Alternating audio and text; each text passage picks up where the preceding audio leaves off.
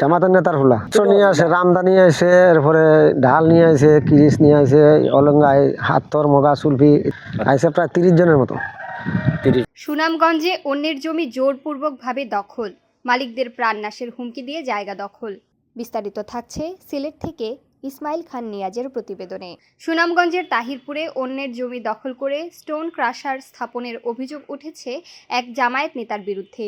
দীর্ঘ 12 বছর ধরে দখলে রেখে জমির মালিকানা দাবি করার অভিযোগে থানায় মামলা করেছেন প্রকৃত মালিকরা।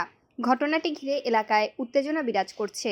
সুনামগঞ্জের তাহিরপুর উপজেলার শ্রীপুর বাজার এলাকায় অন্যের জমিতে জোরপূর্বক স্টোন ক্রাশার স্থাপনের অভিযোগ উঠেছে সারোয়ার আহমেদ সবুজ নামে এক জামায়াত নেতার বিরুদ্ধে।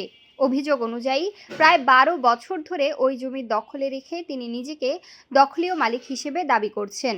জমির প্রকৃত মালিক নুরুল হুদা ও শাহাবুদ্দিন জানান, তারা তাদের জমি আতাউর নামে এক ব্যক্তির কাছে বিক্রি করেন।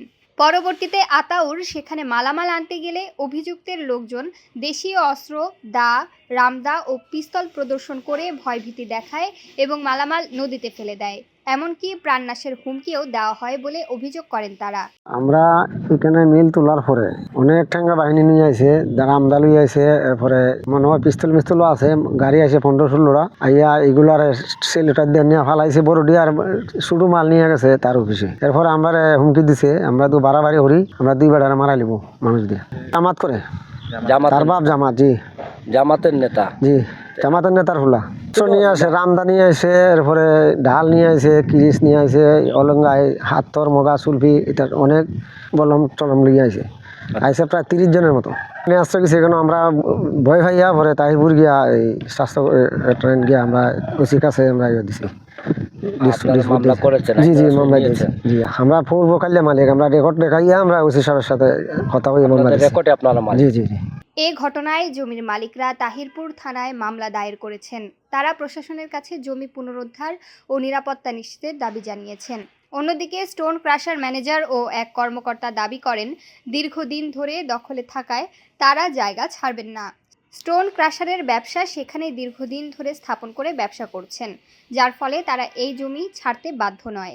না, জোরপূর্বক করা কিছু নেই। আমরা যে জায়গা খরিদ করছি, আমরা পজিশন দেখে মালিকের কাছ থেকে আমরা খরিদ করছি।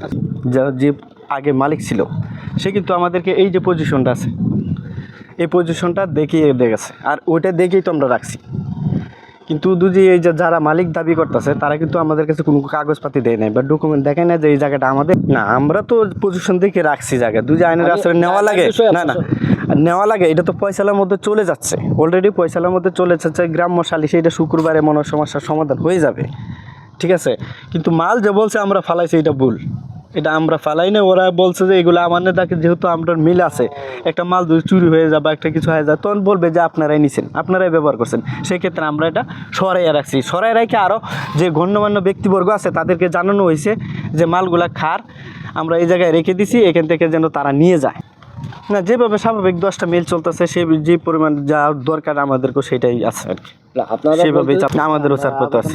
আচ্ছা, আবেদন করা আছে, আচ্ছা আছে আছে ছাড়পত্র আছে। ছাড়পত্র দেখাতে পারবেন? হয়তো এটা মালিকের সাথে কথা বলতে হবে, আমরা তো কর্মচারী না। আপনার কর্মচারী, যদি আপনারা ছাড়পত্র না দেখা করেন সেটা পরে দেখা যাবে, বৈধ না অবৈধ, বৈধ না অবৈধ সেটা পরে দেখা যাবে। ছাড়পত্র এছাড়া স্টোন ক্রাশারটির কোনো বৈধ কাগজপত্র বা পরিবেশগত ছাড়পত্র দেখাতে পারেননি সংশ্লিষ্টরা, এমন অভিযোগও উঠেছে। তবে অভিযুক্ত সারোয়ার আহমেদ সবুজ এসব অভিযোগ অস্বীকার করে দাবি করেন জমিটি তার নিজের এবং তার বিরুদ্ধে আনা অভিযোগ ভিত্তিহীন। তবে স্টোন ক্রাশারটির বৈধ কাগজপত্র বা পরিবেশের ছাড়পত্রের ব্যাপারে সদুত্তর দিতে পারেননি তিনি।